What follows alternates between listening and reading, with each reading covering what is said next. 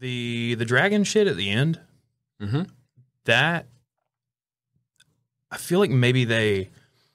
Oh, Fin Fang Foom? It wasn't. I think they build us up to that. You know what I mean? Like throughout the movie, they threw more and more like little like actual magic stuff at us. Right. Not like in Thor, they just explain it away with it's science that you just don't understand yet. This is supposed to be science that you don't understand yet. They didn't. Talk That's a space dragon. They didn't talk about it like that. That's like an alien. Okay. Well, that makes sense. But they didn't talk about it like that. Fin Fang Foom. Right. I think we may end up. I don't want to get too on a deep dive that I'm not even passionate about. But you guys are way deeper into this than I am.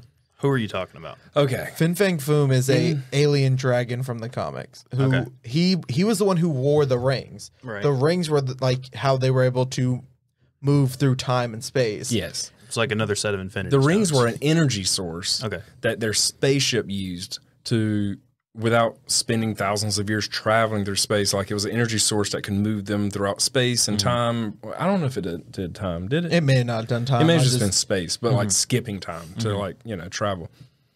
And when they wrecked on Earth, this is the comics. When they wrecked on Earth, one of the dragons, Fin Fang Foom, wore the rings. They're a power source, but he wore them because the spaceship was destroyed and it made him really powerful, and the whole story goes on, and it's part of the Shang-Chi comic book story. They change size based on like the wearer, and like they can change the size and stuff. Because they're like and they all have big for a they all dragon have like wear it, different. They don't go into it in the movie, but they all have like different abilities. Like I think they have like fire ability and like they hint at it. Yeah, but they don't go in depth. They hint at it because just look at the logo, and we don't speak Mandarin or whatever typography that isn't Mandarin? I don't know what the typography is, but like those symbols mean 10 different things. One's like strength, one's power, one's I don't think speed is one of them, but you get the gist. Like there are 10 different things. Yeah. So I mean, they do hint at it with their logo for the 10 Rings terrorist group, all the way back to the very first MCU movie, Iron Man. But are you about to yawn, or you had something to say? I had to yawn. I thought he had something to say. So I was like, I'm gonna let him go. I was compressing. I was trying to compress and look at Josh as he was talking. But yeah, that stuff threw me a little bit towards the end. The stuff that just seemed like magic that they were just kind of waving over. So me and him disagree on this. So let's get the Fin Fang Foom thing out of the way. Okay. In the comics, only one of those dragons truly had a big role in the comics. Fin Fang Foom. And he was this big male dragon, small wings, stood upright, muscular.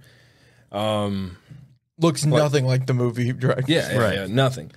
And maybe that's his other form. Well, I don't think so. Okay. Because that was they were trying here, Josh. Didn't they refer to that dragon as female? Oh, it is female. Yeah. That's why I said it's most likely not Fin Fang Foom, but it's fun to disagree with Josh. So his take on it is that Fin Fang Foom, according to him and all those woke people, is that it was racist. The name was racist, so it sounds a little racist. It does sound a little racist. See, and here's the thing: when you grow up, it's a nice soundbite. It does sound a little racist. I realize after hearing about it why naming a dragon that is racist. However, unless it's a real name, like if it's a real like Chinese name, Mandarin name or whatever. Well, I'm not here to debate that it's not racist. I'm just saying when you're like 3 or 4 years old and you get into something and you hear a Chinese dragon named Fin Fang Foom, you're like, I mean, that sounds right. Yeah. And then you grow up with it, so that's just its name. Yeah. But that's like everything that has to deal with race, though. But it's different overall, because like that's when it's like I was growing up and blackface, it just seemed fine. Like everybody down at the local corner store was doing it, so I just thought that was fine. Like no, I totally agree with you. And Fin Fang Foom's a little bit less that drastic, but I'm just saying like here's what I'm saying.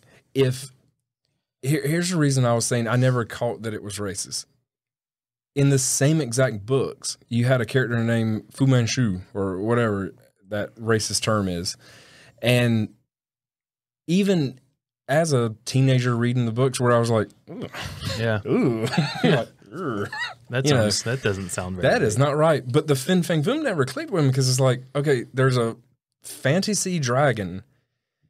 You're not going to name him Carl, like the English version, whatever. You're going to name him something in Chinese, and you're not going to name him like, say, if he landed in America, you wouldn't say, oh, well, that's Carl. You'd come up with some weird name for him, but it would sound American, whatever you come up with. So in my head, it was this fantasy beast living in Asia. Alien Carl. Yeah. It was this fantasy dragon living in Asia. They'd probably come up with some weird name that sounded Asian, and because me as a kid, like, it just didn't click. You weren't thinking there were a bunch of white people around a table going, what should we call this dragon? Right. Sling Fang Chu Man. We already got Fu Manchu, right? Okay, so no, we can't do that one. Right. When you name it that, though, you just know. You know that's white people naming something for racist reasons. Again, I mean, Fin what is it? Fin Fang Foom. They literally did it to make it sound Chinese. Yeah. By I'm just saying, appropriating what he had on his body. It's the same, and setting up in that same three. I'm just trying to be open and admit that you can be a white person that's very against racism, and things still just go right over your head sometimes. I mean, as we can easily say, us three white cis men sitting here at this table, but it is. I'm gonna say, and it may not. Someone somewhere may be like, you know what? Like, I can't speak for Chinese people or Mandarin people or whoever this would affect specifically. Hey, hope you enjoyed that clip. Full episodes of the Small Stuff Podcast are available on YouTube and wherever it is you get your podcasts. Make sure you hit that subscribe button. Follow us on Instagram, TikTok, all the things, links in the description. We'll see you later.